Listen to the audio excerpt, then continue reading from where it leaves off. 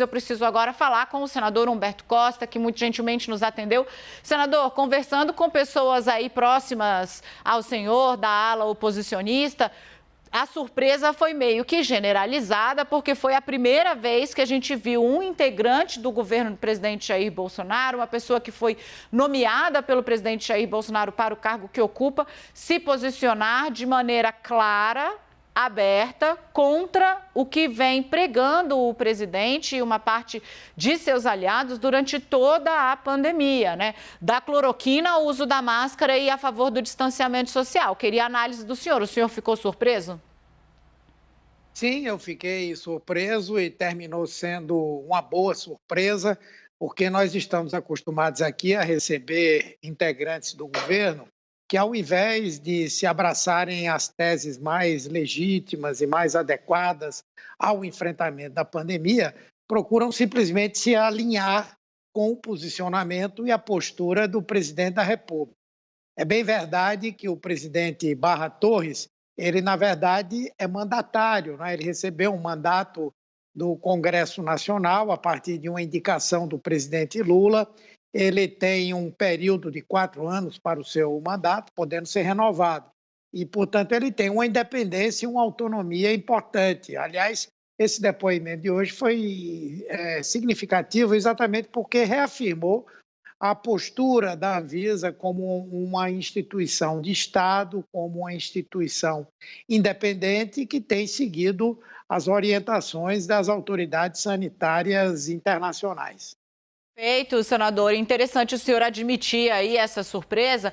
Eu queria, então, já chamando o nosso time todo para cá, o senhor já veio, já nos deu a honra de participar aqui do 360 ao vivo, sempre de maneira muito desabrida. Sabe que temos vários colegas e que todos eles vêm participar aqui para a gente levar o máximo de pontos de vista que é possível, mas queria saber qual é o próximo passo diante, por exemplo, da admissão de que uma médica de círculo extracorpóreo, digamos assim, fora do corpo do governo, estava participando de reunião no qual foi discutido, por exemplo, a inclusão por meio de um mecanismo irregular, como deixou claro o próprio Antônio Barra Torres, da indicação para uso da cloroquina contra a Covid-19. O que faz a partir dessa confirmação do que já havia dito o Mandetta? E quando o Edu Petrelli puder, já traz para cá a Renata, a Kenzo e o Leandro. Todo mundo vai falar com o senador. Bom, na verdade, essa médica, ela já está convocada para participar de uma audiência para que ela possa explicar os seus pontos de vista e também como se dá essa influência sobre o governo.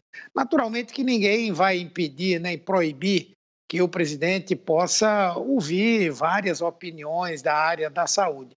O grande problema é saber se essa posição dela, assim como de outras pessoas, tem influenciado a posição do presidente da República, que tem sido uma posição profundamente negativa para o enfrentamento à pandemia. A começar da visão que ele tem, não sei quem o convenceu, de que a melhor maneira de enfrentar a pandemia é permitir que o vírus se dissemine, que nós tenhamos o maior número possível de pessoas contaminadas, na vã ilusão de que, com isso, nós teríamos uma espécie de imunidade coletiva, não é?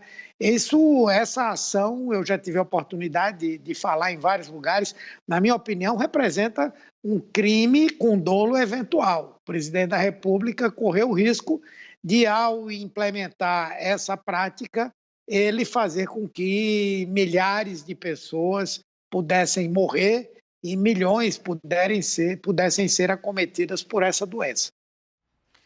Perfeito. Renata, querida, com você. Senador, boa tarde. Durante a CPI de hoje, a sessão de hoje, quando o senhor estava fazendo perguntas ao Antônio Barra Torres, o senhor voltou a falar sobre o entendimento de que o ministro Marcelo Queiroga precisa voltar a falar à CPI. O que o senhor entende que Barra Torres contribuiu, nesse caso, para a urgência e para a necessidade que o senhor identifica do retorno do ministro Marcelo Queiroga à CPI? E se, no caso de Barra Torres, o senhor entende que foi uma fala definitiva, esclarecedora, suficiente?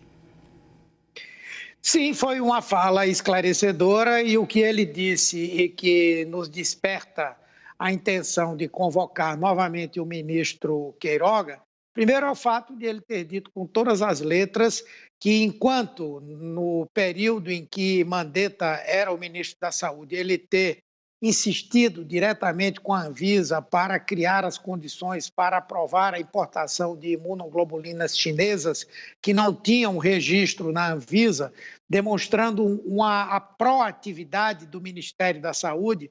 Agora, por exemplo, o Ministério da Saúde brasileiro, ele adquiriu, encomendou 10 milhões de doses da vacina russa Sputnik e não fez até o presente momento nenhum movimento no sentido de tentar construir entre a Anvisa e os produtores da vacina um consenso técnico que permita que 66 milhões de doses que estão encomendadas possam chegar ao Brasil e serem administradas à nossa população.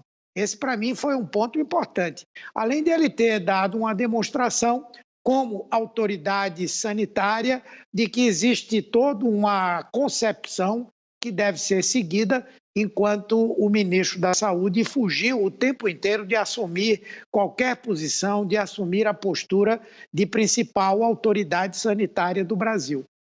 Senador, vou pedir para a Renata licença um instantinho. Vou trazer aqui o meu colega âncora em Brasília, Kenzo Matida. Ele acompanha muito de perto as tratativas no Ministério da Saúde. Tenho certeza que vai ter interesse em explorar, digamos, essa contradição que o senhor aponta aí entre o que disse a Anvisa e o que diz o Ministério. Kenzo, com você. Exatamente, Dani. Agora eu queria pegar um ponto também importante ao longo do dia de hoje que a gente ouviu nesse depoimento de Barra Torres, senador, e eu gostaria de saber que ele falou bastante ali sobre, por exemplo, os questionamentos feitos da Sputnik, né? Governadores da região Nordeste, da sua região ali, já fizeram aquele assinatura daquele MOU, que é a intenção de compra de doses da Sputnik, mas isso estava parado ali, está parado ainda dentro da Agência Nacional de Vigilância Sanitária. As respostas, os questionamentos que foram feitos e as respostas que foram dadas por Antônio Barra Torres, na sua opinião, senador, foram satisfatórias? Foram esclarecedoras o suficientes para, de fato, a agência não libere ainda o uso emergencial desse imunizante no Brasil? Não, eu acho que essa foi a grande fragilidade do depoimento dele. Primeiro porque é um processo que ainda não está concluído e ele fez algumas afirmações peremptórias que eu acho que atingem a credibilidade da vacina, o que não é uma coisa boa. Primeiro porque pode ser que daqui a pouco a vacina seja aprovada, como eu acho que ela vai ser aprovada, né?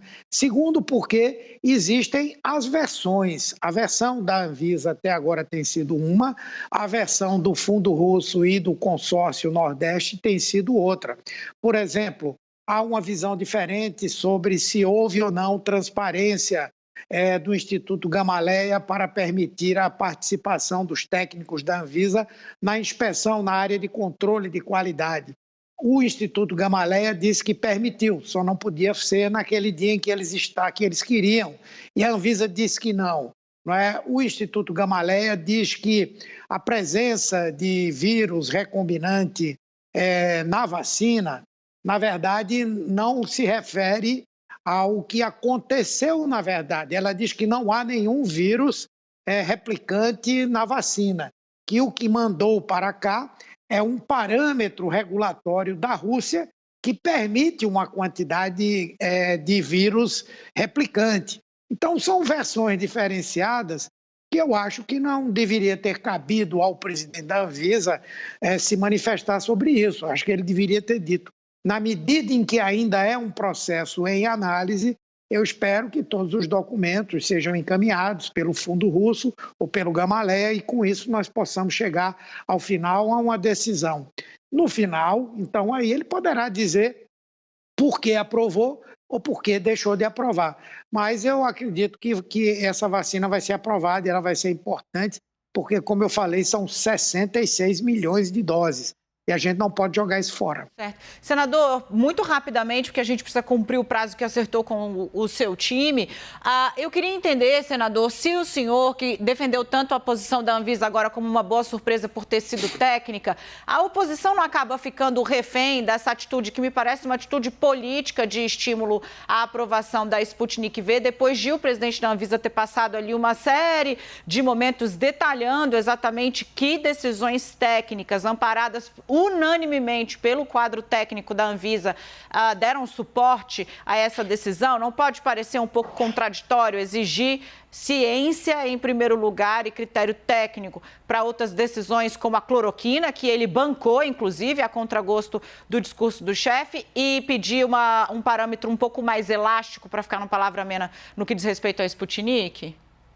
Não. Se os outros integrantes da oposição pensam assim, eu não penso. Inclusive, em nenhum momento eu me manifestei contra a decisão da Anvisa. Eu tenho trabalhado no sentido de que nós possamos encontrar aí um consenso técnico. Um consenso técnico significa o quê? O Instituto Gamaleia fornecer todas as informações que a Anvisa precisa e, do lado da Anvisa, entender que nem sempre os padrões de produção de conhecimento científico no Ocidente e no Oriente são semelhantes. Então, é preciso haver uma postura de lado a lado no sentido de ter uma certa flexibilidade. A Anvisa, por exemplo, não teve uma grande flexibilidade ao abolir a necessidade de fase 3 para aprovação de vacinas nesse período da pandemia. Isso é muito importante e é um critério muito sensível, porque nós sabemos que cada país, cada população tem características genéticas diferenciadas, tem determinadas predisposições e, como tal, é sempre fundamental fazer a fase 3, aquela de testes em larga escala, no país onde a vacina ou onde o medicamento vai ser utilizado. E, mesmo assim, diante de uma situação de pandemia, a Anvisa corretamente decidiu que, em tendo fase 3 realizada em outros países e aprovada por agência de perfil semelhante, não haveria nenhum problema. Da mesma forma, eu acho que em relação à Sputnik, há um espaço importante de construção, como eu disse, de um consenso técnico para nós termos essas vacinas.